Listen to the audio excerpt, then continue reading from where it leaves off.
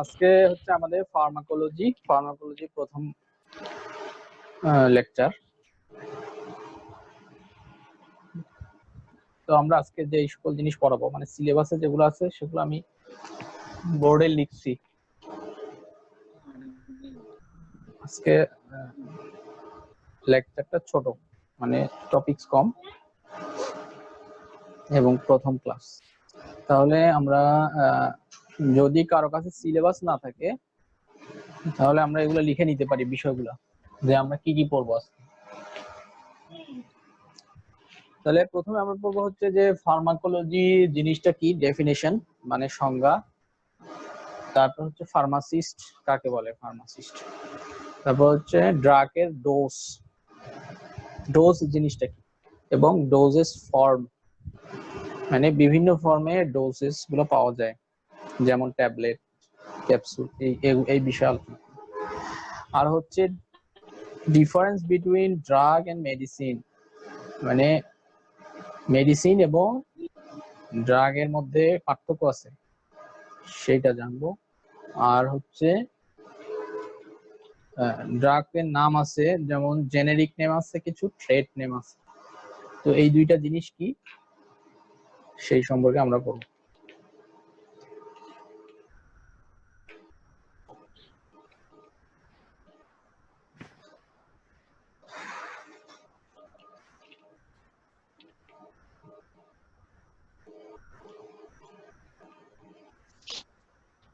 তাহলে ফার্মাকোলজি হচ্ছে,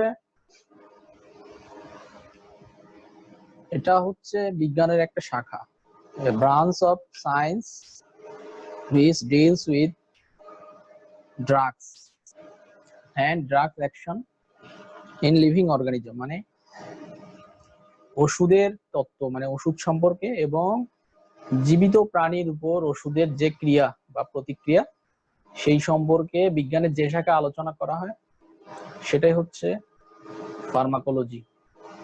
তো ফার্মাকোলজি শব্দটা আসছে একটা গ্রিক শব্দ থেকে। গ্রিক শব্দ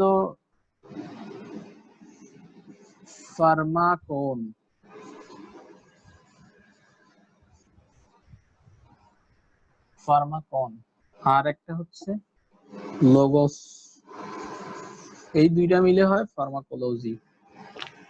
ফার্মাকোন মানে হচ্ছে ড্রাগ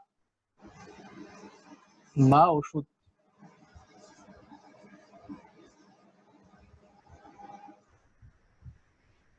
আর লোগোস মানে হলো স্টাডি। স্টাডি মানে কি, অধ্যয়ন আর কি।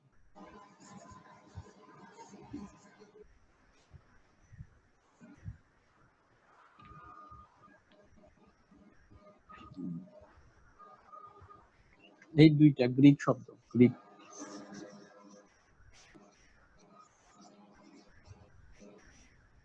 এই দুইটা গ্রিক ওয়ার্ড থেকে আমাদের ফার্মাকোলজি শব্দটা আসছে। আর ফার্মাকোলজি সংজ্ঞাটা কি বললাম, যে it is a branch of science, মানে এটা বিজ্ঞানের একটা শাখা যেখানে ড্রাগ এবং ড্রাগের যে প্রতিক্রিয়া বা অ্যাকশন অন লিভিং অর্গানিজম, মানে জীবিত প্রাণীর উপর বা জীবিত প্রাণীর দেহের উপর ড্রাগের যে ক্রিয়া বা প্রতিক্রিয়া, এই সকল বিষয় নিয়ে যেই শাখায় বিজ্ঞানের যে শাখা আলোচনা করা হয় সেটা হচ্ছে ফার্মাকোলজি।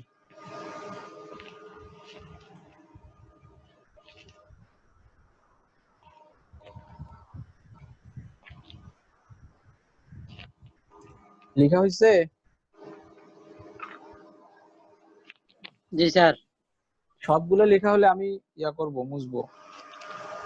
দেখছি স্যার।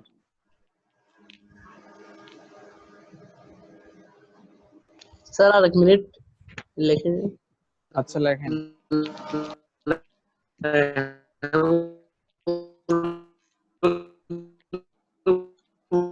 নেটওয়ার্ক পাচ্ছে না।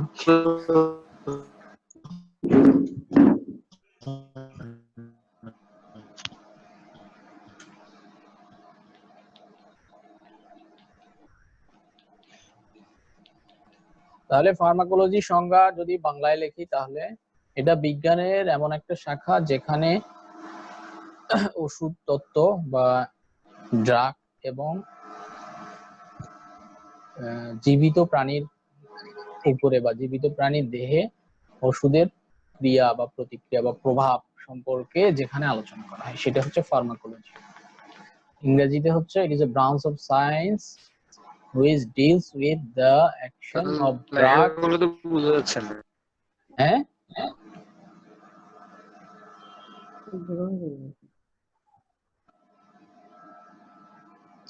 স্যার সংজ্ঞাটা একটু লিখে দিলে ভালো হইতো স্যার। এমনি এগুলো লেখা হয়েছে।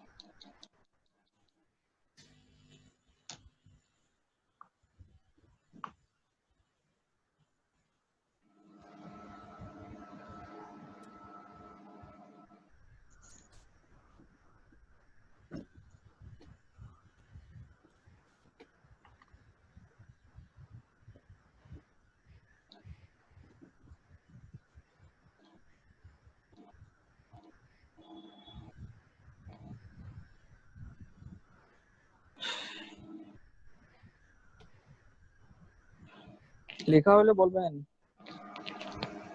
রেসপন্স। লেখা শেষ। হ্যাঁ লেখা শেষ।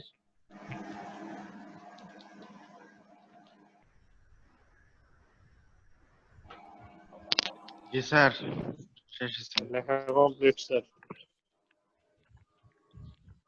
শেষ হলে জি তাহলে স্যার, এটা ইয়া করি।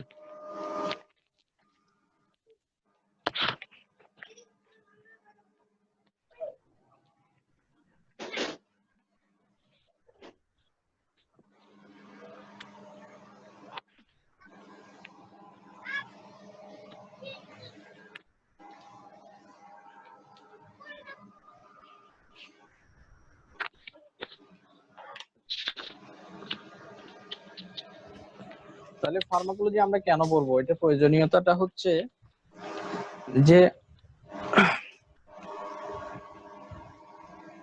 ড্রাগস বা ওষুধের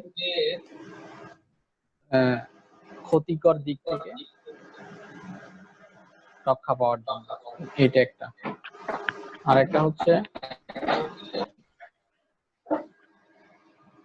মানে এই এক কথার মধ্যে কিন্তু সবগুলো প্রয়োজনীয়তা এসে যায়। কারণ আমরা যদি ফার্মাকোলজি ঠিক মতো না পড়ি, মানে ফার্মাকোলজির ভিতরে যে সকল জিনিস আছে, তাহলে আমরা ওষুধের অপব্যবহার করব।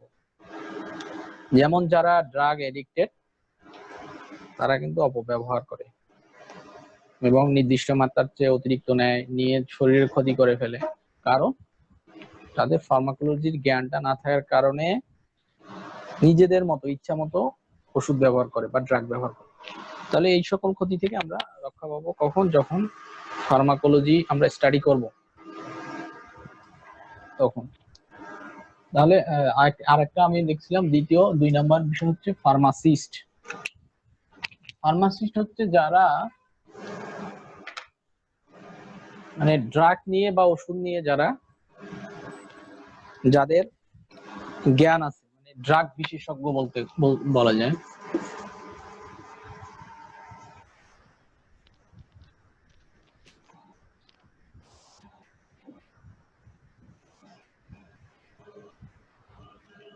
মানে ওষুধ সম্পর্কে যাদের অগাধ জ্ঞান আছে, ওষুধ বা ড্রাগ সম্পর্কে,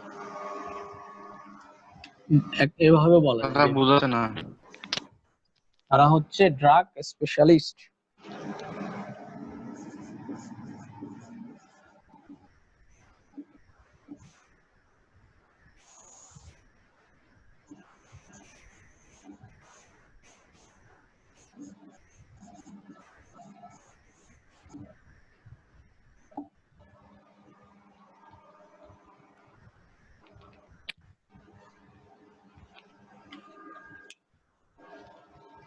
মানে ওষুধ সম্পর্কে যাদের বিশেষ জ্ঞান আছে এবং ওষুধ নিয়ে যারা গবেষণা করে, ওষুধদের আপনার ক্রিয়া প্রতিক্রিয়া এগুলো নিয়ে যাদের গবেষণা, এরাই হচ্ছে ফার্মাসিস্ট।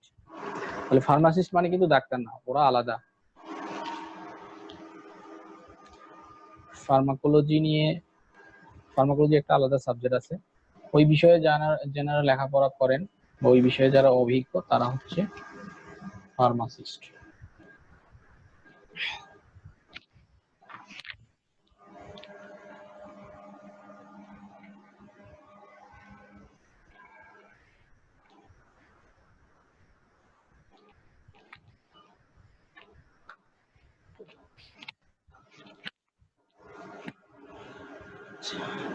তারপরে কি ছিল জানো,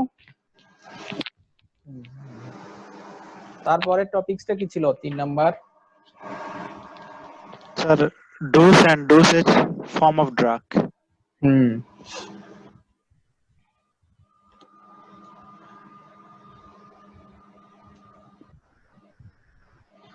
তার আগে আমরা পড়বো হচ্ছে যে ড্রাগ কি জিনিস। আর কষ্টছে না। হ্যাঁ,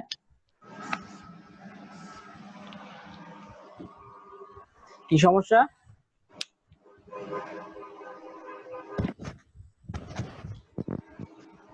সবই ঠিক আছে, সমস্যা যার তার তার হ্যাঁ, শোনা যাচ্ছে না আপনার কথাই তো আমি শুনি না। শোনা যাচ্ছে, সবই ক্লিয়ার। তাহলে কি সমস্যা? এই যে অনেকে বলতেছে শোনা যাচ্ছে না, যে শুনতে পারতেছে না আমরা ওদের সমস্যা।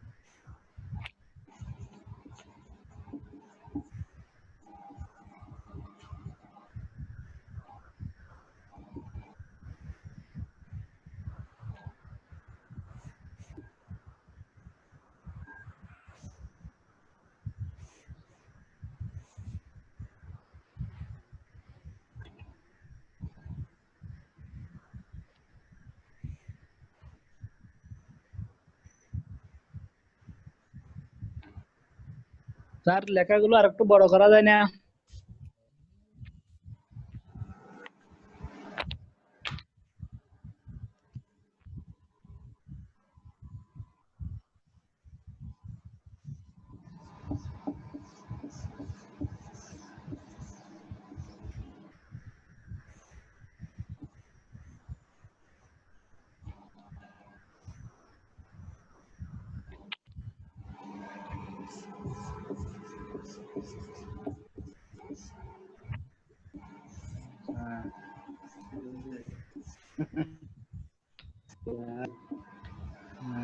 পরীক্ষা আছে তো কি regular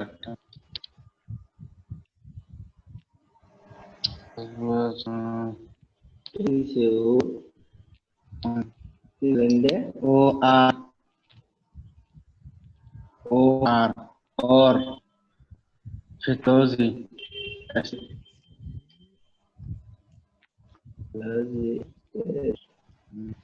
consistent. These are substance or product which are research Mahmud Hasan, আপনি ইয়া করেন, and made আপনার অডিও অফ করেন। by physiologist or physiologist. Drug শিকড়া ওষুধ আর থেকে লেখাগুলো বোঝা পাইছে। যাচ্ছে না, একটু বলে মুখে বলে দিলে বা These Sir, are clear to sir লেখা। substances or product। আরে ওনাদের মোবাইলের সমস্যা, আর আমাকে এখানে পেন দিচ্ছে আর কি। ঠিক আছে sir, these are substance or product হ্যাঁ which বলেন are তো, আপনি used to বলেন। modify physiology system. হ্যাঁ These are substance or product কথা বুঝছে না which are used to modify হ্যাঁ, physiology system or pathological state. এই তো সুন্দর তো। স্যার এটা একটু বাংলায় লিখে দিলে ভালো হয়। এটা হচ্ছে যে এমন কতগুলা সাবস্টেন্স মানে পদার্থ বা প্রোডাক্ট যেগুলা হচ্ছে আপনার ইউজ করা হয় কি জন্য, ফিজিওলজিক্যাল, আমাদের শরীরের ফিজিওলজি মানে হচ্ছে স্বাভাবিক ক্রিয়াকর্ম, স্বাভাবিক যে ফিজিওলজিক্যাল সিস্টেম আছে সেটাকে মডিফাই করার জন্য, অথবা প্যাথোলজিক্যাল স্টেট। প্যাথোলজিক্যাল স্টেট মানে কি, কোনো অ্যাবনর্মাল অবস্থা বা রোগ, সেইটাকে সেই প্রক্রিয়াটাকে মডিফাই করার জন্য মানে পরিবর্তন করার জন্য। ধরেন একজনের অসুখ আছে, তাহলে সেটাকে ভালো করার জন্য, অথবা কোনো ফিজিওলজিক্যাল সিস্টেম, ড্রাগ যদি আমি ওষুধ মানে রোগে ব্যবহার না করি, নর্মাল শরীরে ব্যবহার করি, তাহলে আমার ফিজিওলজি যেটা আছে সেটা কিন্তু চেঞ্জ হয়ে যাবে, মডিফাই হয়ে যাবে, মানে পরিবর্তন হয়ে যাবে। তাহলে ড্রাগ জিনিসটা এরকমই, যেটা ইউজ করা হয় আমাদের শরীরের ফিজিওলজিক্যাল সিস্টেমটাকে মডিফাই করার জন্য, অথবা প্যাথোলজিক্যাল স্টেটটাকে মডিফাই। প্যাথোলজিক্যাল স্টেট মানে কোনো রোগ হলে সেটাকে ভালো করার জন্য বা সেটা কমানোর জন্য ব্যবহার করা হয়। এটা হচ্ছে বাংলা কথা। আর একটা আপনাদের বইয়ে আছে, সেটা হচ্ছে যে রোগ নির্ণয়, রোগ প্রতিকার অথবা রোগ প্রতিরোধের জন্য যে রাসায়নিক পদার্থ ব্যবহার করা হয় সেগুলো হচ্ছে ড্রাগ। এটা একটা।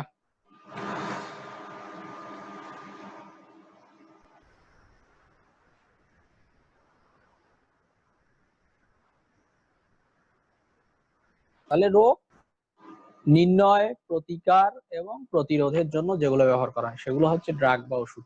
আর শুধু চিকিৎসার জন্য যখন যেই যেই পদার্থটা ব্যবহার করা হবে সেটা হচ্ছে মেডিসিন। তাহলে ড্রাগ আর মেডিসিনের মধ্যে পার্থক্য আছে এবং সেটা আমরা পড়বো।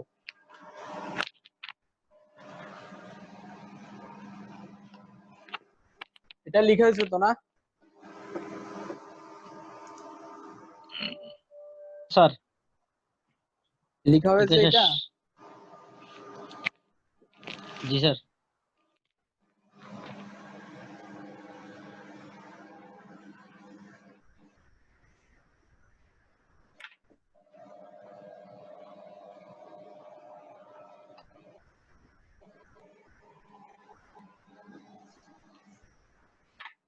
তাহলে যেটা বললাম যে রোগ, আসলে এই জিনিসটা বললে সংজ্ঞাটা কমপ্লিট হয় না। যেটা বইয়ে বলছে যে রোগ নির্ণয়, প্রতিরোধ ও চিকিৎসার জন্য।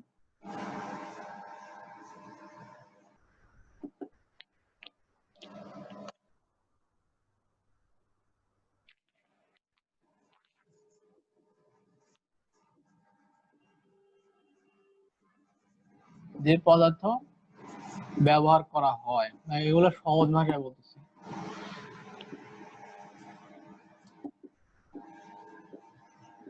সেটা হচ্ছে আমাদের ড্রাগ।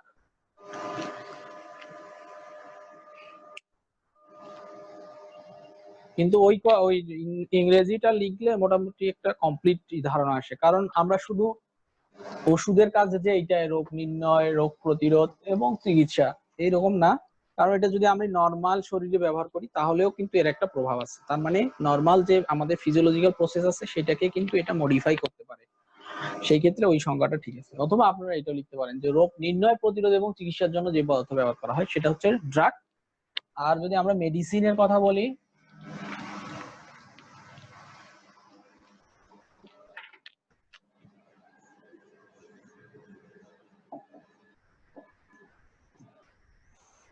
মেডিসিনটা শুধু চিকিৎসার জন্য ব্যবহার করা হবে। মানে যে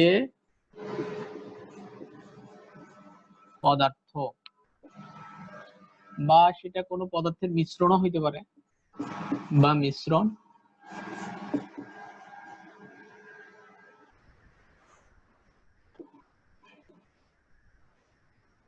রোগের চিকিৎসার জন্য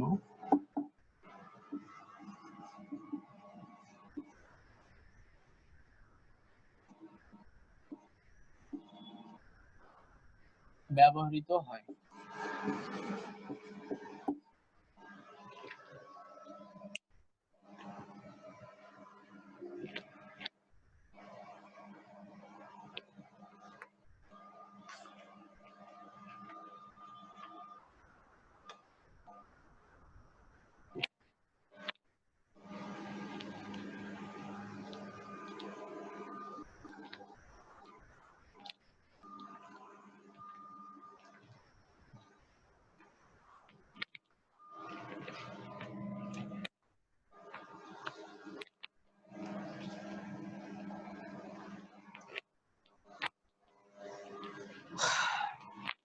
লেখা হয়েছে এক লাইন তো। স্যার স্যার বই লেখা অনেক শেষ। বড় হয়ে যাবে।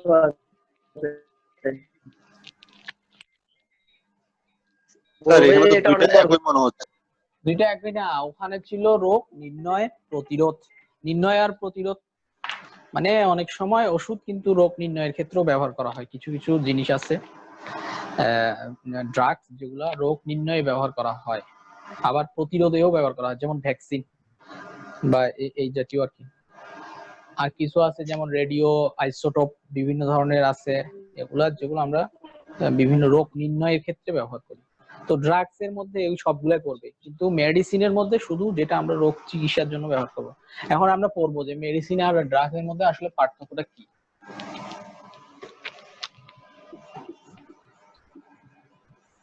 তাহলে এটা হলো ড্রাগ, এটা হলো মেডিসিন।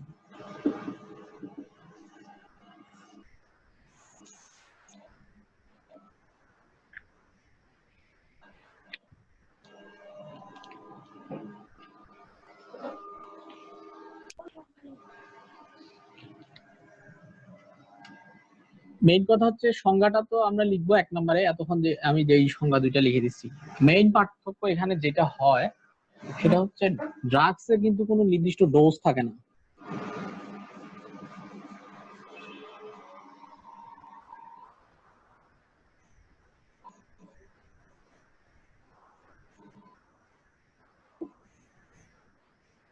কিন্তু এটা নির্দিষ্ট ডোজে তৈরি করা থাকে। ডোজ জিনিসটা কি এটা আমরা একটু পরে পড়বো।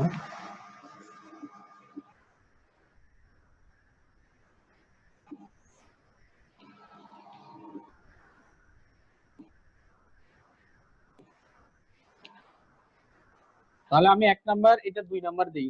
1 নাম্বার পার্থক্য বললাম যে সংজ্ঞা দুইটা লিখে দিতে হবে, এটার সংজ্ঞা এটার সংজ্ঞা।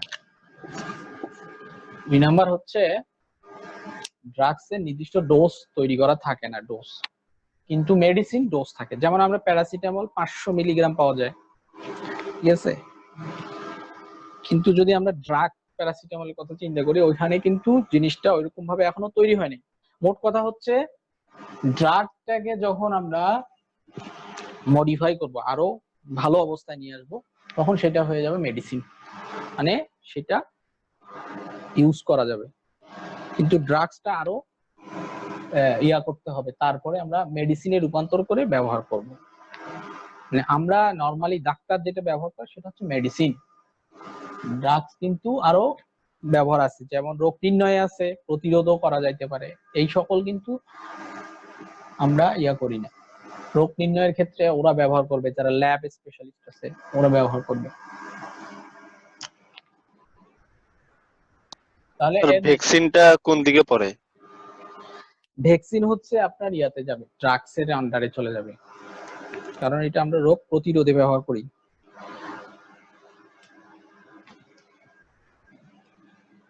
মানে মোট কথা যখন আমরা নির্দিষ্ট একটা ডোজে নিয়ে আসবো ড্রাগটাকে, সেটা মেডিসিন হয়ে যাবে। এবং মেডিসিনের তখন আমাদের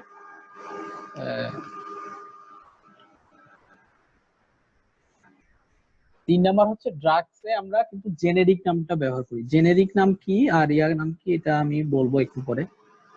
জেনেরিক নেম ব্যবহার করা হয়।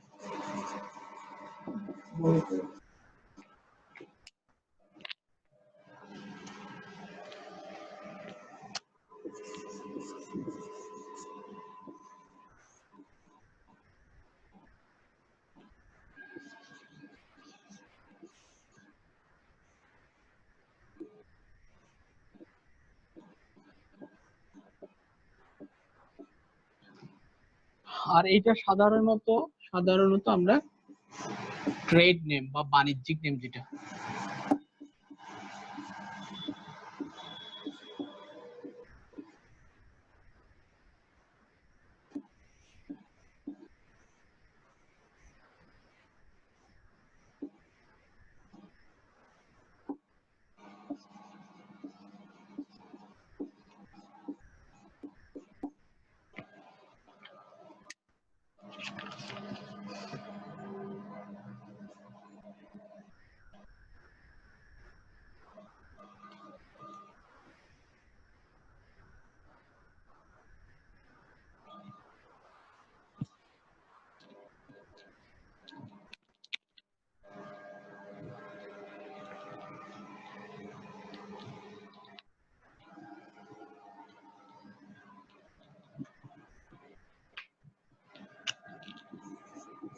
ফাইনাল কথা যেটা সেটা হচ্ছে যে অল মেডিসিন আর ড্রাগস, মানে সকল মেডিসিনই কিন্তু ড্রাগস এর অন্তর্ভুক্ত হবে, কারণ ড্রাগস কে মডিফাই করে কিন্তু আমরা মেডিসিনটা তৈরি করতেছি।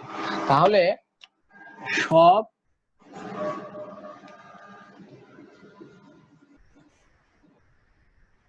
মেডিসিন ওই কি হবে,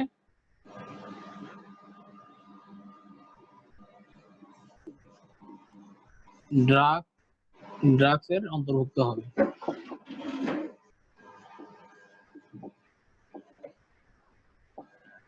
কিন্তু এখানে কিন্তু দিয়ে লিখি, কিন্তু সব, মনে হয় এটা উল্টা হয়ে যাচ্ছে, ড্রাগস মেডিসিন হবে না।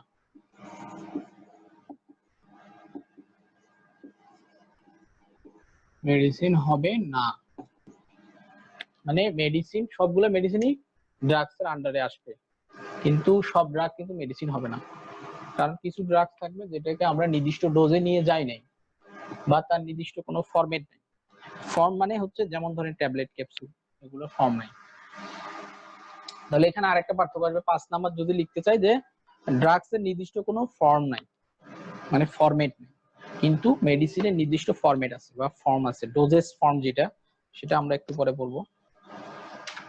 স্যার এটা কি 4 নাম্বারটা উল্টা হয়ে গেছে কিনা স্যার? এটা মনে হয় উল্টা হয়েছে। কিন্তু আচ্ছা যাই হোক, ড্রাগস, হ্যাঁ জি স্যার, কিন্তু ড্রাগস মেডিসিন ড্রাগে চলে আসবে আর কি স্যার। মানে এটা এদিকে যাবে, এটা এদিকে যাবে। Right sir, right. হ্যাঁ হ্যাঁ, তাহলে ওইভাবে লিখেন।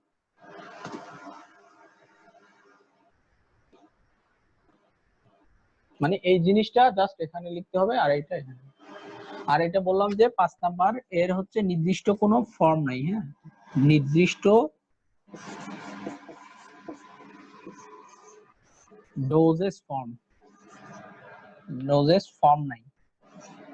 ডোজেস ফর্ম মানে হচ্ছে যেমন ধরেন একটা নাপাটাবির কি 500 মিলিগ্রাম, এটা ট্যাবলেট আকারে আছে এবং এখানে 500 মিলিগ্রাম আছে, তাহলে ডোজেস, এই 500টা হচ্ছে ডোজ কতটুকু, ফর্মটা মানে কি রকম, শেপটা, ট্যাবলেট। নির্দিষ্ট ডোজেস ফর্ম নাই, এটা ড্রাগসের সাধারণত থাকে না, কিন্তু মেডিসিনের থাকে নির্দিষ্ট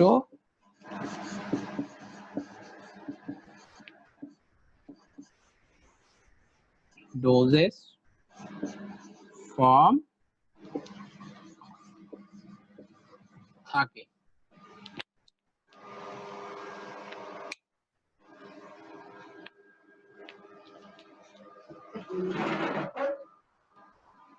লেখা ধরা যাচ্ছে তো নাকি? লেখা ক্লিয়ার নাকি আরো বড় করতে হবে? No, sir, clear. Clear sir, বড় করতে হবে না। ঠিক আছে, তাহলে লিখে ফেলেন তাড়াতাড়ি। স্যার না, যাদের দেখা যাচ্ছে না বা কথা শোনা যাচ্ছে ওদের নিজেদের নেটওয়ার্কের সমস্যা, আমাদের কোনো সমস্যা নেই, সেটা ওনাকে বিবেচনা করতে হবে।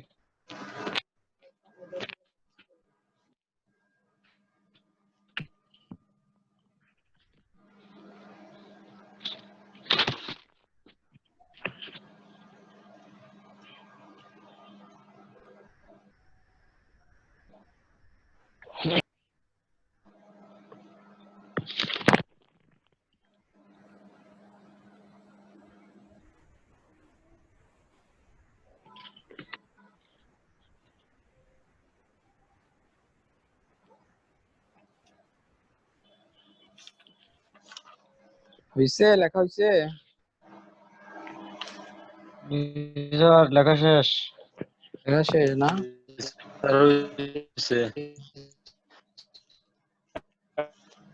আরে গুলো তো বইয়ে দেখা আছে, বইয়ে তো দেওয়া আছে।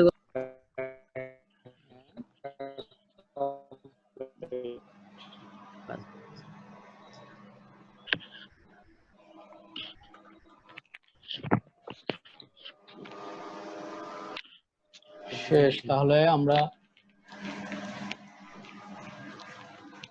পরের টপিকসটা হচ্ছে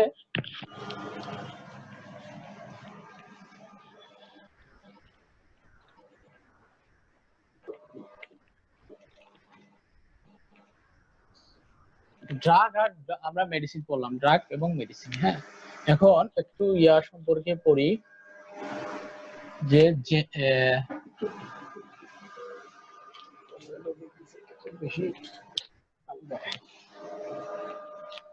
স্যার এই ড্রাগ এবং মেডিসিনের যে এক্সাম্পল একটু বলে দিলে ভালো হতো।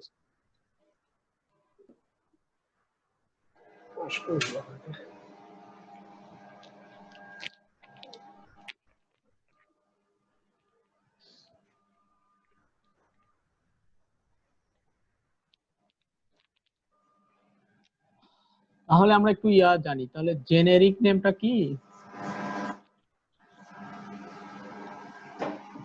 জেনেরিক নেম বা নাম মানে ড্রাগস এর নামকরণ আছে, নোমেনক্লেচার আছে কিছু, তার ভিতর এই দুইটা জিনিস আমরা জানবো। একটা হচ্ছে জেনেরিক নেম আর একটা হচ্ছে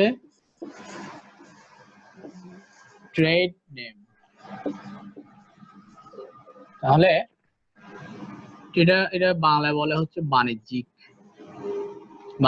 নাম, বা কি বলে কমার্শিয়াল নেমও বলে, কমার্শিয়াল। কোম্পানি নাম আর কি। হ্যাঁ, কমার্শিয়াল নেম।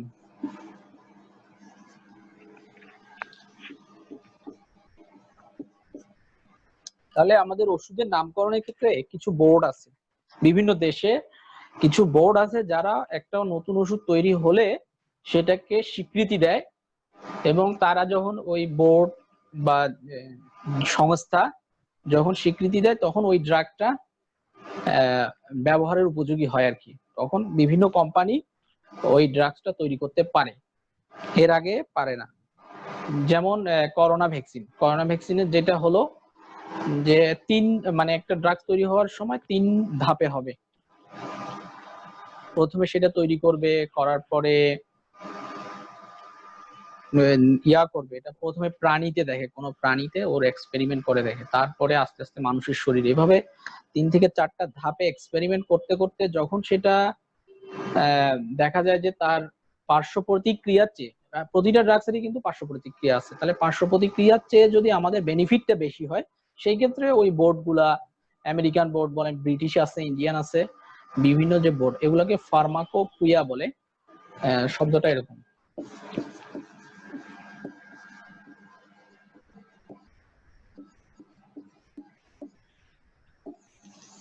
মানে এটা একটা বোর্ড অথবা জার্নালিজম আর কি, যেটা অ্যাপ্রুভ করে যে ড্রাগসটা ব্যবহার করা যাবে কিনা।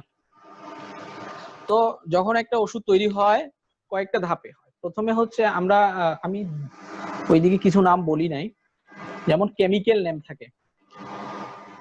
কেমিক্যাল নেম মানে একটা ওষুধের কেমিক্যাল নেম ওইটাকে বলে যখন ফার্মাসিস্টটা তৈরি করে বা যখন ল্যাবরেটরিতে এটা সম্পর্কে করা হয়, তার ইনগ্রেডিয়েন্টটা মানে মেইন উপাদানটা যে নামে ডাকা হয় সেটা হচ্ছে তার কেমিক্যাল নেম, মানে ওর কেমিক্যাল জিনিসটা কি মেইন, তখন যেই নামে ডাকা হয় ওইটা হচ্ছে যারা তৈরি করে ল্যাবে ওরা ওইটাকে ওই নামেই ডাকে, ওইটা হচ্ছে কেমিক্যাল নেম।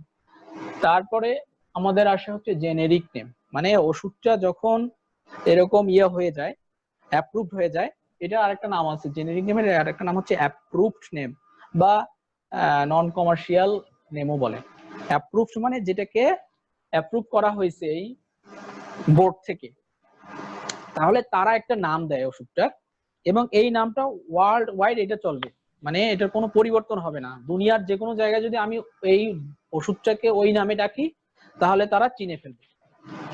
এই নামটাই হচ্ছে জেনেরিক নেম।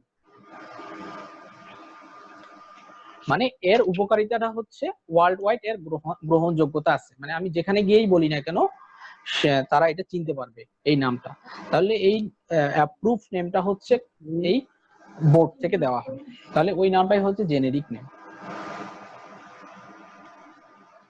প্রথম যে নামটা দেওয়া হয়, হ্যাঁ, বোর্ড থেকে অ্যাপ্রুভ দেওয়ার পরে যে নামটা দেওয়া হয় সেটা হচ্ছে জেনেরিক নেম। যেমন একটা উদাহরণ দিই, যেমন হচ্ছে আমরা নাপা, যেটা নাপাটা হচ্ছে একটা কোম্পানির নাম, কোম্পানি। প্যারাসিটামলটা হচ্ছে মেইন নাম, ওই ওষুধটার মেইন নাম হচ্ছে প্যারাসিটামল, মানে জেনেরিক নেম যেটা অ্যাপ্রুভ নেম, মানে ওই বোর্ড যেই নামটা দিছে সেটা হচ্ছে প্যারাসিটামল। তাহলে আমি প্যারাসিটামল নামটা হচ্ছে তার জেনেরিক নেম, কিন্তু তার বিভিন্ন ধরনের ট্রেড নেম থাকবে। তার ভিতরে একটা আমি বললাম নাপা, আবার আছে এইস, হ্যাঁ, এরকম বিভিন্ন ধরনের নাম যেগুলো আছে সেগুলো হচ্ছে ট্রেড নেম বা কমার্শিয়াল নেম। তাহলে একটা ওষুধ যখন অ্যাপ্রুভড হয়ে যায় তখন বিভিন্ন কোম্পানি ওইটা তৈরি করতে পারে, তৈরি করার অনুমতি পায়।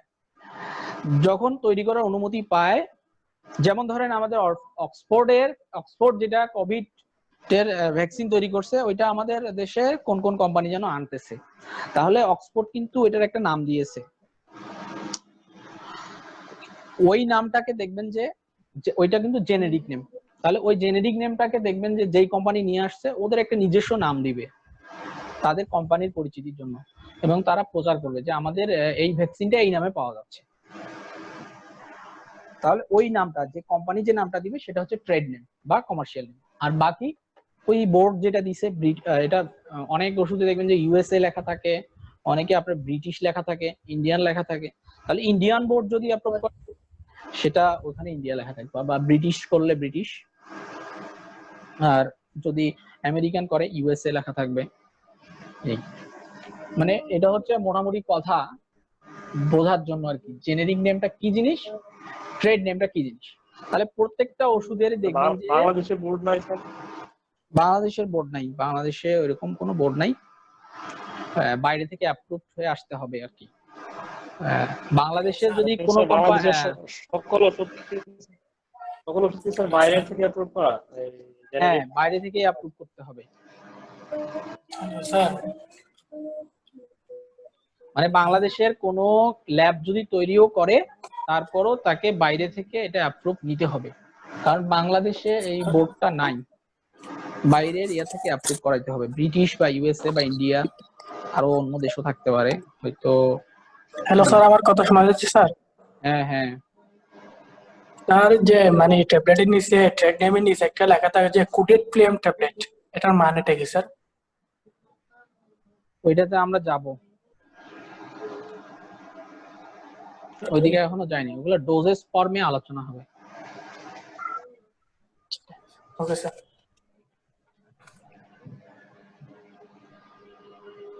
তাহলে জেনেরিক নেম কি আর ট্রেড নেমটা কি এটা বোঝা গেল মোটামুটি। তাহলে প্রত্যেক ওষুধের নিচে দেখবেন যে ওই যদি নাপা লেখা থাকে, নাপার নিচে কিন্তু জেনেরিক নেমটা লেখা থাকে, যেমন প্যারাসিটামলটা ছোট করে লেখা থাকবে এরকম। তাহলে প্রত্যেকটা ওষুধেরই কিন্তু এরকম লেখা থাকে,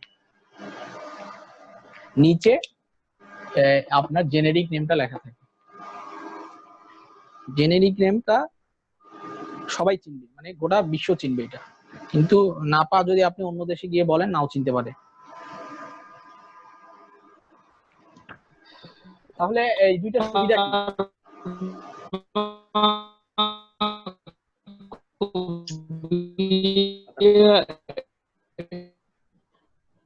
বহুত কষ্টে কি যেন বলতেছে, কিছু শোনা যাচ্ছে না। সারগাপা হ্যাঁ, সারগাপা বলতেছে মনে হয়। আচ্ছা যাই হোক, তাহলে এই দুইটা সুবিধা কি? জেনেরিক নেমের সুবিধা হচ্ছে এটার একটা ওয়ার্ল্ড ওয়াইড গ্রহণযোগ্যতা আছে, মানে গোটা বিশ্বে তার গ্রহণযোগ্যতা আছে এই নামের, এইটা সুবিধা। আর ট্রেড নেম বা কমার্শিয়াল নেমের উল্লেখযোগ্য একটা সুবিধা হচ্ছে এখন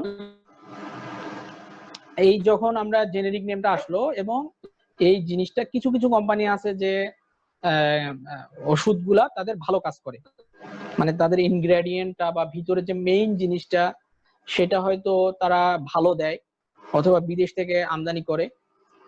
হ্যাঁ, এইরকম হলে ওদের জিনিসটা কাজ করে বেশি। তাহলে আমরা যদি কোম্পানির নাম জানি বা ট্রেড নেম জানি তাহলে আমি সবচেয়ে ভালো ওষুধটা পেশেন্টকে প্রেসক্রাইব করতে পারবো বা পেশেন্টকে লিখতে পারবো। আর যদি আমি জেনেরিক নেমটা লিখে দেই তাহলে ধরেন যে ওষুধের দোকানদার তাকে খারাপ কোম্পানির একটা ওষুধ দেওয়ার চান্স আছে, খারাপ কোম্পানির দিয়ে সে ভালো কোম্পানিটার টাকা মানে দাম নিয়ে নিবে, এইরকম করবে। তাহলে এই ক্ষেত্রে কিন্তু যে ভুক্তভোগী হবে হচ্ছে রোগীটা, খারাপ কোম্পানির ওষুধ ভালো কোম্পানির দামে খেয়ে ফেলবে। তাহলে আমি যদি জানি যে ভালো কোম্পানির এই কোম্পানিটার ওষুধটা ভালো, তাহলে ওর ট্রেড নেমটা আমাকে জানতে হবে যে ওরা কি নামে এই ওষুধটা বিক্রি করে। তাহলে জানলে আমি এটা মানে রোগীকে জানাইতে পারবো। এই হচ্ছে দুইটা সুবিধা এটার আর এটা।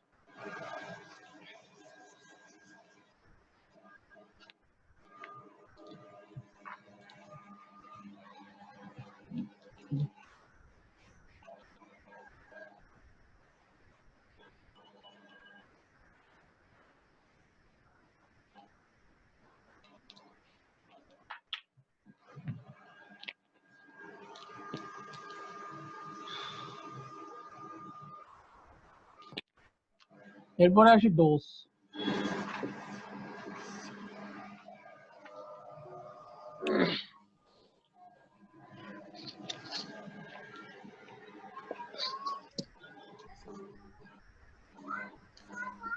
স্যার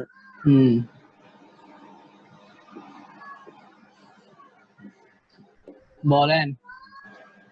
স্যার ওই ওষুধ যে বিভিন্ন দেশে বাংলাদেশে যে রপ্তানি করে স্যার, ওইটা কি ট্রেড টাইম চেঞ্জ করে করে রপ্তানি করে স্যার? কারা রপ্তানি করে? বাংলাদেশে যার রপ্তানি করে না স্যার ওষুধ? মানে বাংলাদেশ যখন অন্য দেশে পাঠায়, এই তো? জি জি। না, ওদের কোম্পানির নামেই ওরা পাঠাবে। জেনেরিক নাম তো ওইটাই থাকবে। জেনেরিক নেম নিচে লেখা থাকবে ওইটাই, কিন্তু ওদের কোম্পানির নামেই তো হ্যাঁ ওরা পাঠাবে, না হলে তো হলো না, ওর কোম্পানির তো প্রচার হলো না। আচ্ছা ঠিক আছে স্যার। এই প্যারাসিটামল মানে যেটা বললেন, এই অনেক নাফা নাফা এইচএক্সার এক্সপেক্সার এগুলো সবগুলো মানে প্যারাসিটামলের নামে। হ্যাঁ, এগুলো ট্রেড নেম।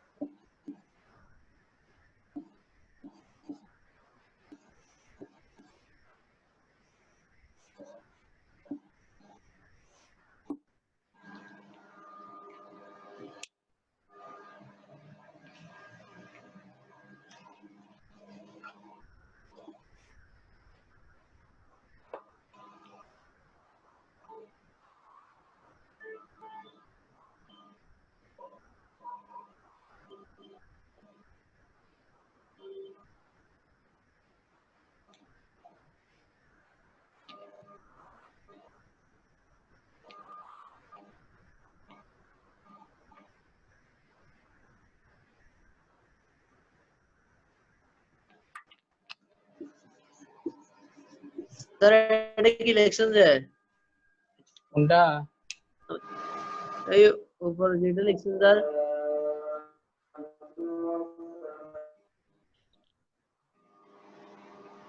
অ্যামাউন্ট এটা পরিমাণ আর কি।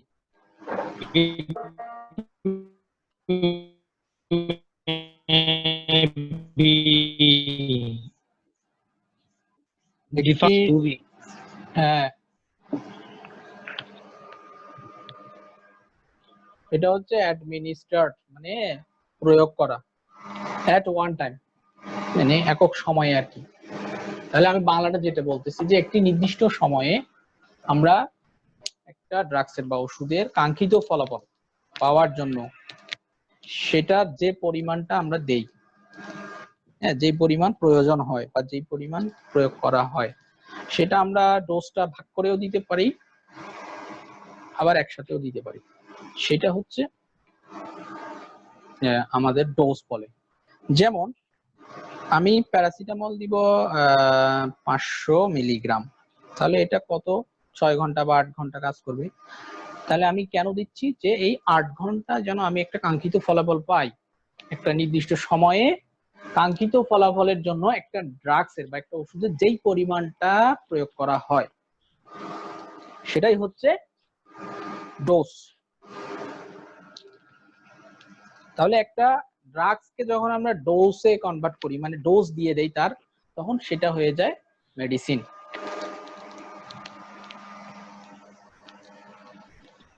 এবং নির্দিষ্ট ফর্ম দেই যখন, অথবা ট্যাবলেট হতে পারে, সেটা ক্যাপসুল হতে পারে।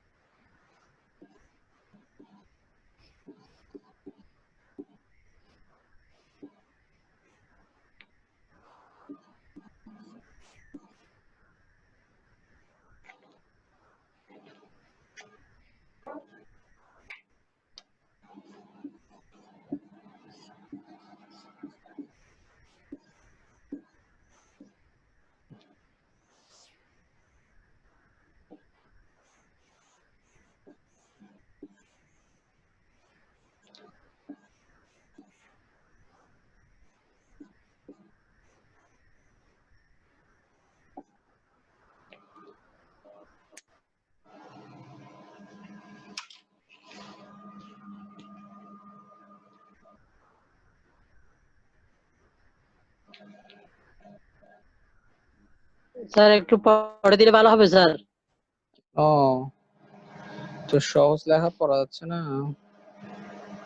স্যার আমাদের এখানে দেখা যাচ্ছে না তাই স্যার, মানে একটু একটু দেখা যাচ্ছে যেখানে একটি নির্দিষ্ট সময়ে, হ্যাঁ, কাঙ্ক্ষিত ফলাফলের জন্য একটি ড্রাগের, আমি ড্রাগ কথাটা লিখছি, ওষুধ লিখিনি, কারণ ওষুধ লিখলে কনফিউশন হয়ে যাবে। ওষুধ বলতে আসলে কি মেডিসিন বোঝায় নাকি ড্রাগ বোঝায় এটা আমি জানি না, সব জায়গায় ওষুধই লেখা হয়। একটি ড্রাগের যে পরিমাণ প্রয়োগ করা হয় তাকে ডোজ বা মাত্রা বলে। যে সেটার উদাহরণটা আমি যেটা বললাম যে নির্দিষ্ট সময়টা কি, যেমন আমি প্যারাসিটামল একটা দিব 500 মিলিগ্রাম, তাহলে সেটা 6 ঘন্টা বা 8 ঘন্টা কাজ করবে। এই 6 ঘন্টা বা 8 ঘন্টা আমি তার কাঙ্ক্ষিত ফলাফল পাওয়ার জন্যই তো আমি কি করতেছি, ওই 500 মিলিগ্রামটা দিচ্ছি। তাহলে এটা হচ্ছে একটা ডোজ বা মাত্রা, এতটুকু। সেটা আমি আবার ভাগ করেও দিতে পারি, যেমন ছোট বাচ্চা হলে আমি ভেঙে দিতে পারি, বা অনেক সময় অনেক ওষুধ অর্ধেক করে দিতে পারি, 250 মিলিগ্রামও দিতে পারি। এই হচ্ছে ডোজ। ডোজেস ফর্মটা কি? এই ডোজ পরিমাণটাকে যখন আমি একটা কোনো ফর্ম দিব, কোনো একটা শেপ দিব, মানে কোনো একটা আকৃতিতে নিয়ে আসবো, ফর্ম মানে কি আকৃতি বা শেপ, তখন সেটাকে আমরা বলবো হচ্ছে ডোজেস ফর্ম। ডোজেস ফর্ম কথাটা যেটা আমি লিখছিলাম যে ডোজেস ফর্ম। তাহলে বিভিন্ন ধরনের ডোজেস ফর্ম আছে।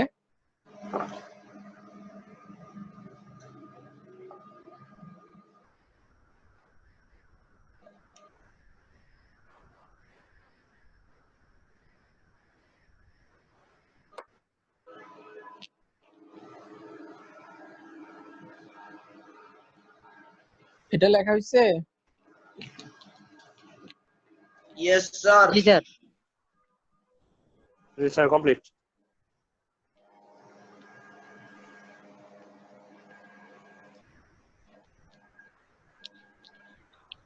স্যার ওই আমার একটা প্রশ্ন ছিল স্যার, হ্যাঁ বলেন।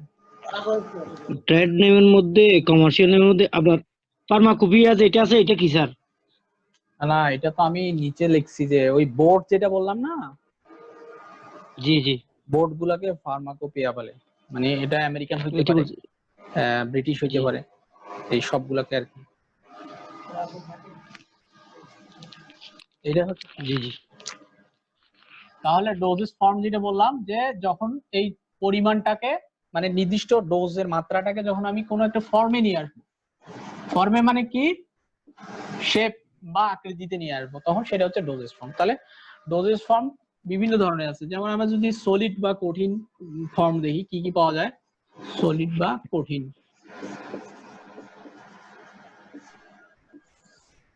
সলিড বা কঠিনের মধ্যে 1 নম্বরে আমরা পাবো হচ্ছে ট্যাবলেট,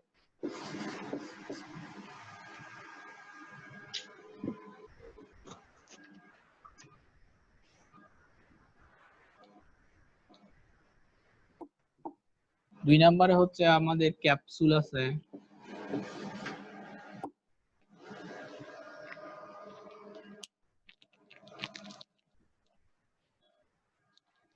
তারপরে আছে পাউডার, পাউডারটাও কিন্তু কঠিন। তারপর কি আছে? সাপোজিটরি, গুলাও কঠিন হিসেবে পাওয়া যায়। সাপোজিটরি, সাপোজিটরি মানে যেটা পায়খানা রাস্তা দিয়ে দেওয়া হয়, সেটা হচ্ছে সাপোজিটরি।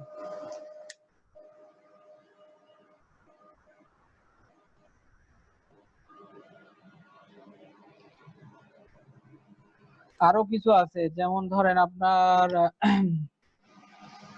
ইন্টারডার্মাল প্যাচ আছে কিছু, মানে চামড়ার নিচে বসায় রাখা হয়, এরকম কিছু আছে। স্যার এখানে তো বইয়ে দেওয়া আছে যে সলিড, তারপর ক্যাপসুল, পিল, ইমালশন। হ্যাঁ,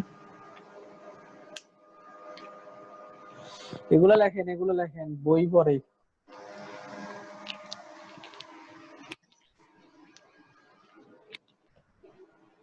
উপরটা কি লিখছেন যে drug forms? Doses form, doses form. আপনি তাহলে এতক্ষণ বইয়ে খুঁজতেছেন না, এগুলা দেখতেছেন আর কি।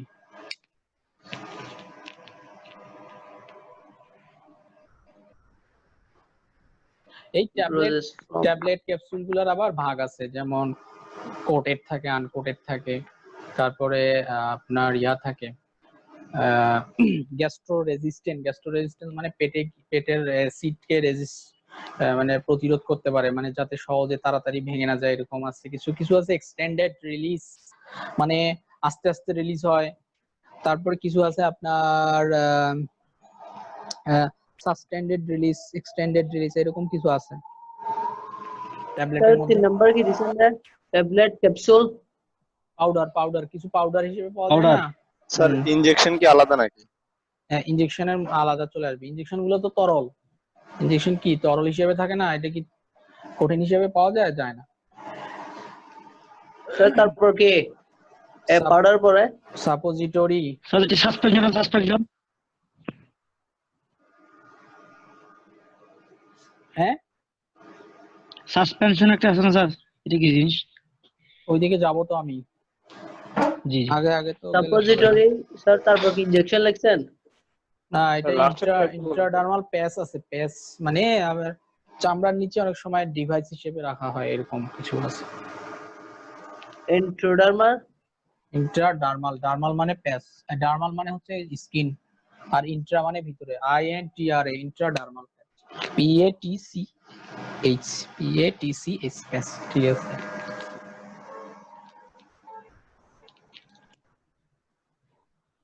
তাহলে এগুলো হলো সলিড বা কঠিন যেগুলা। আর কিছু আছে আমাদের সেমি সলিড আছে, হ্যাঁ সেমি সলিড প্রিপারেশন কিছু আছে, সেমি সলিড বা অর্ধ কঠিন বা অর্ধ তরল যেটা বলেন। তাহলে সেমি সলিড বা অর্ধ কঠিন লেখা যায় অথবা অর্ধ তরল, যেটাই লিখি। অর্ধ কঠিন লিখলাম, ঠিক আছে। এগুলার মধ্যে কি কি আছে? অয়েন্টমেন্ট আছে,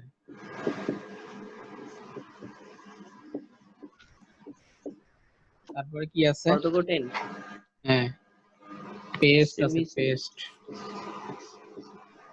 তারপরে আছে আপনার ক্রিম আছে, জেল আছে,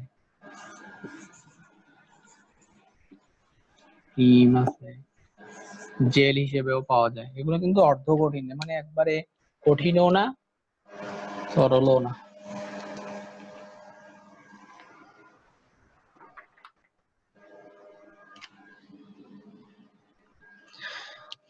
এখানে আমি এই দুইটা নিয়ে একটু কথা বলবো। এটা আমি লিখবো না, মুখে মুখে বলবো,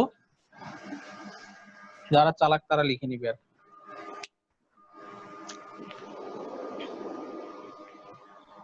তাহলে সেমিসলিডের মধ্যে আমরা পেলাম অয়েন্টমেন্ট, পেস্ট, ক্রিম, জেল, এগুলা। অয়েন্টমেন্ট আর ক্রিমের মধ্যে একটা ঝামেলা আছে।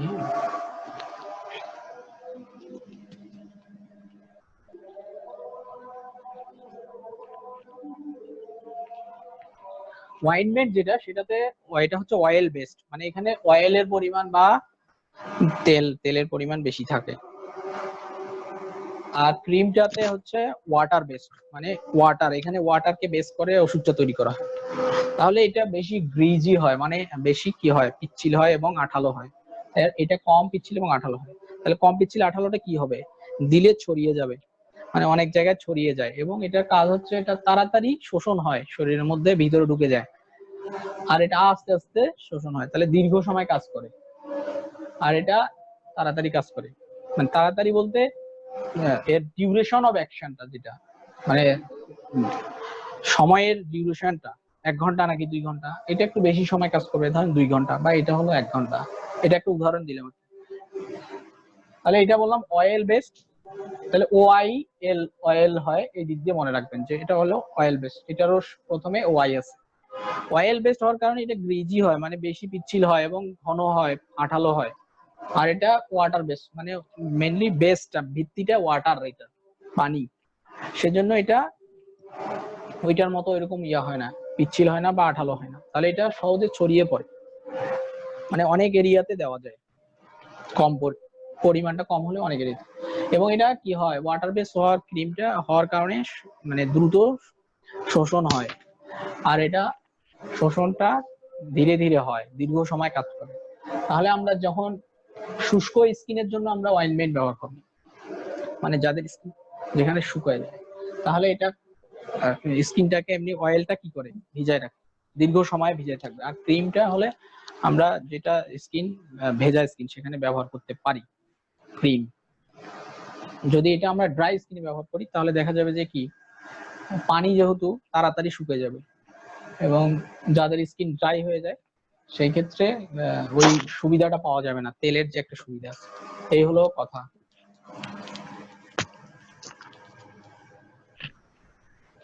তাহলে আমরা সেমি সলিড পড়লাম, এখন আমরা পড়বো হচ্ছে যে লিকুইড প্রিপারেশন বা তরল প্রিপারেশন।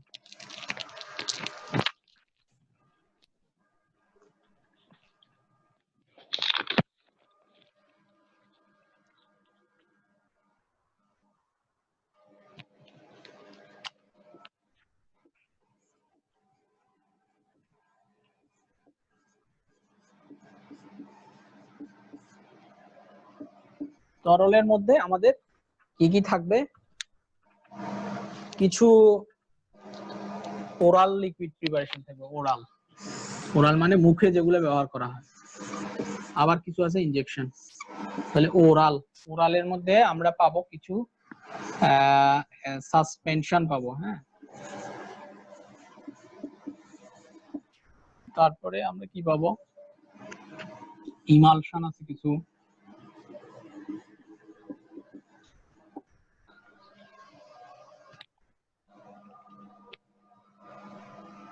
সলিউশন আছে,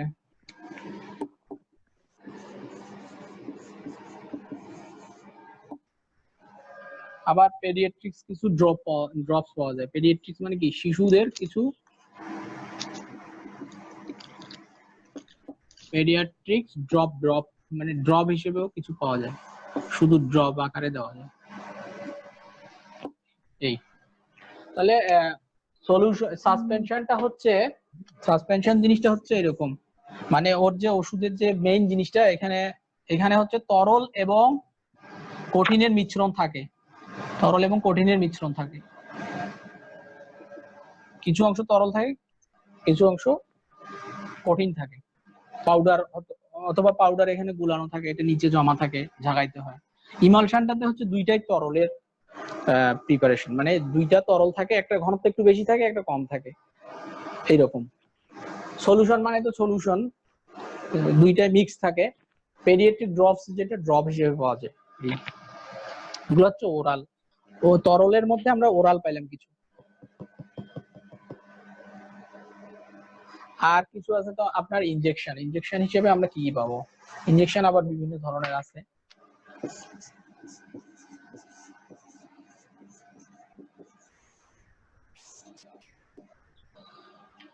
ইনজেকশনের মধ্যে আছে ইন্ট্রাভেনাস,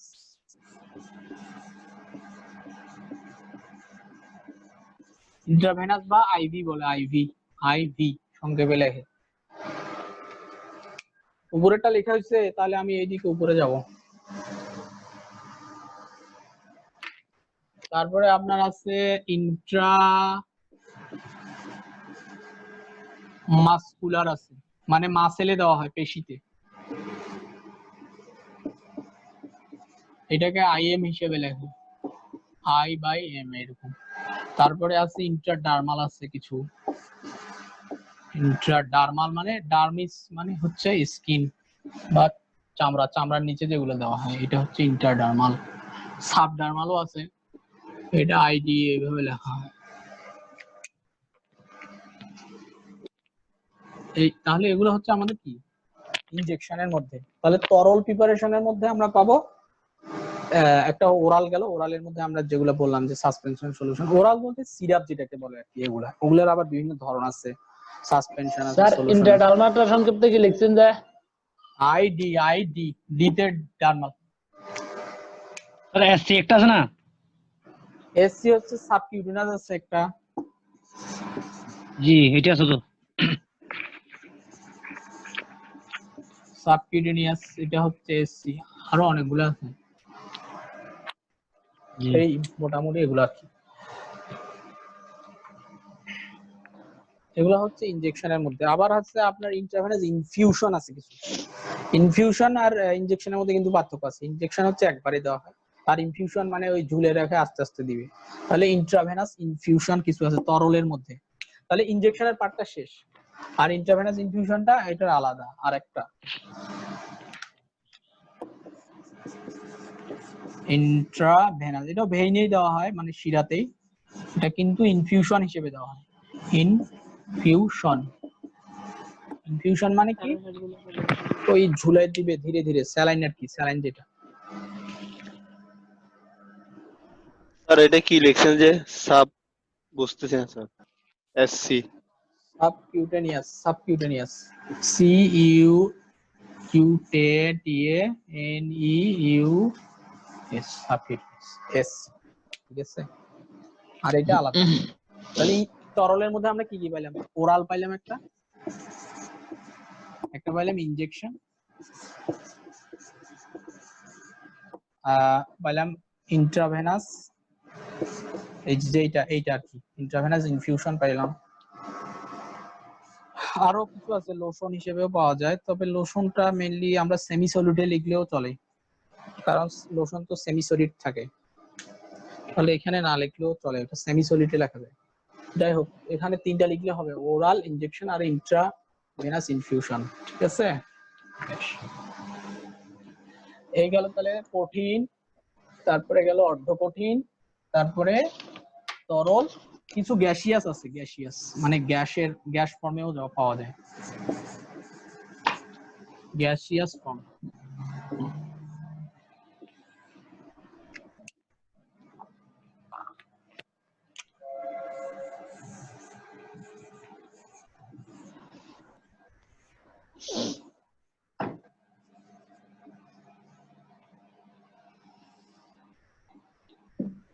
গ্যাসিয়াস ফর্মের মধ্যে হচ্ছে আপনার কি কি পাওয়া যায়? অ্যারোসল আছে, গ্যাস আছে, নেবুলাইজার, তারপরে ইনহেলার,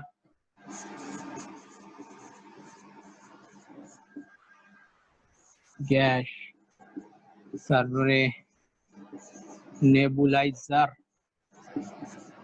তারপরে ইনহেলার, ঠিক আছে।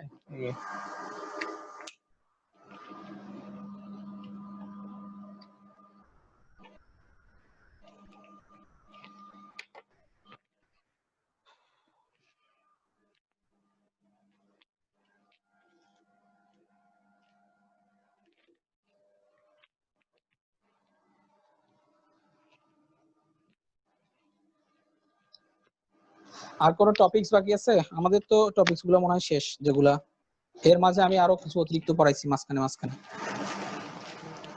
আর এরোসল গ্যাস, নেবুলাইজার, ইনহেলার একটু বিস্তারিত বললে ভালো হতো। অ্যারোসল দেখেন নাই? মশার অ্যারোসল দেয় না? এটা হলো অ্যারোসলের উদাহরণ। গ্যাস তো অক্সিজেনও একটা ওষুধ কিন্তু, ঠিক আছে। আর নেবুলাইজার হচ্ছে আপনার নেবুলাইজ করে না অ্যাসমা পেশেন্টকে, একটা মেশিনে দিয়ে কারেন্টে লাগাই দিয়ে মুখে লাগাই দেয় আর কি। আর ইনহেলার তো ওই ইয়াটা নেয়, যেটা অ্যাসমা রোগী যেগুলো নেয় এইভাবে দেয় আর কি। স্যার লিগনুকেন এটা কি এরোসল? হ্যাঁ স্যার লিগনুকেন কি এরোসল? লিগনোকেন অ্যারোসল লিগনুকেন এগুলা না, লিগনোকেন হচ্ছে আপনার তরল প্রিপারে আছে, ইনজেকশনও আছে, আবার অ্যারোসল হিসেবেও সম্ভবত পাওয়া যায়, কারণ এগুলো হচ্ছে অ্যানাস্থেটিক। ইনহেলার হচ্ছে ওই দেখবেন যে মুখে নেয় না অ্যাসমা রোগী, এভাবে টিপ দিয়ে যেটা নেয় সেটা হচ্ছে ইনহেলার। এখন না থাকলে আমি কি দেখাবো এখানে। নেবুলাইজারটা কখন নেওয়া হয় স্যার? নেবুলাইজার হচ্ছে যখন আপনার ইনহেলার দিয়ে কাজ হয় না, তখন নেবুলাইজার দেয়। আর হচ্ছে শিশু যেগুলো বাচ্চা, ওরা তো আর ইনহেলার নিতে পারবে না ওইভাবে, তো ওদেরকে নেবুলাইজারটা দেওয়া হয়।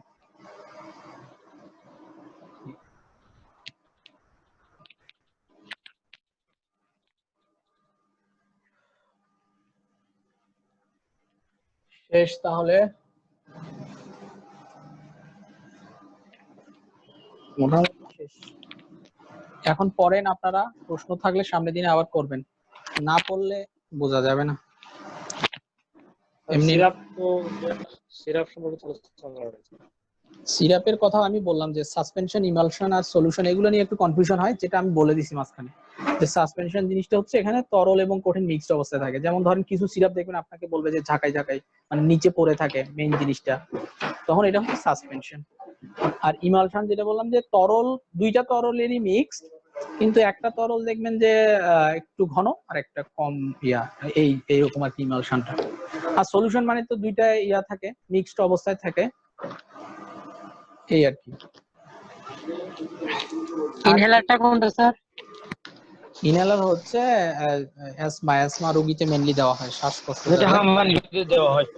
মানে এই ওষুধগুলো হচ্ছে ট্যাবলেট হিসেবেও পাওয়া যায়, ইনজেকশন হিসেবেও পাওয়া যায়, কিন্তু ইনহেলার দিলে তাড়াতাড়ি কাজ করে, ডাইরেক্ট গিয়ে ফুসফুসে কাজ করে, বা নেবুলাইজার, দুইটাই একই জিনিস। নেবুলাইজারটা একটু সিভিয়ার কেসে দেওয়া হয় বাচ্চাদের ক্ষেত্রে। এগুলা যখন আপনারা মেডিসিন যখন পড়বেন, অ্যাজমা মেডিসিনে যখন আপনার ওই অ্যাজমা দিয়ে পড়া হবে, তখন আবার এগুলা হবে আর কি, আলোচনা হবে।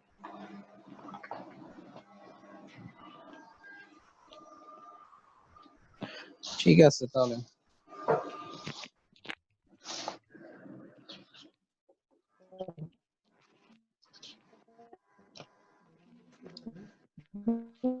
অনেক